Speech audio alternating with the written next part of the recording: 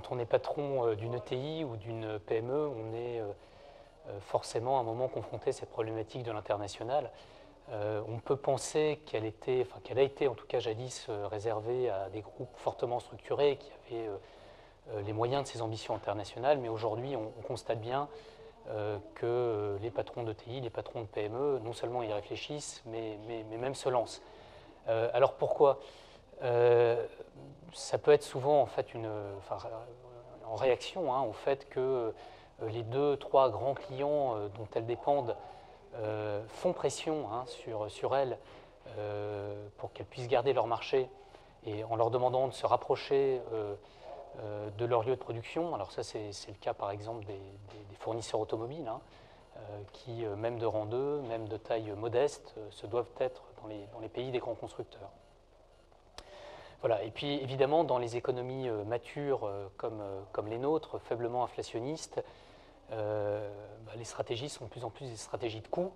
Et pour réussir à réduire les coûts, une PMI, PME ou une ETI se doit de développer des capacités de production ou d'offshorer pour les sociétés de services certains processus de création de delivery des services dans des pays à bas coût. Donc aujourd'hui, c'est véritablement un sujet pour les PME et les ETI. Alors évidemment, ça soulève un certain nombre de difficultés et beaucoup de défis. Ils sont multiformes, je vais peut-être en citer uniquement, enfin m'en tenir à deux uniquement. Le premier, c'est celui de l'expérience et de l'expertise. Vous êtes une ETI ou une PME d'une cinquantaine de personnes, il est probable qu'une ou deux personnes seulement auront eu au cours de leur carrière l'expérience d'une croissance ou d'un développement à l'international.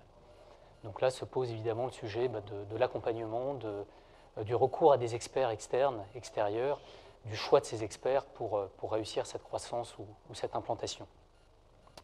Et un autre défi, moi, sur lequel je voudrais insister, qui est finalement sans doute le plus difficile, c'est celui, dans le cas d'une croissance externe par exemple, de l'intégration post-installation, post-implantation, post-acquisition à l'étranger.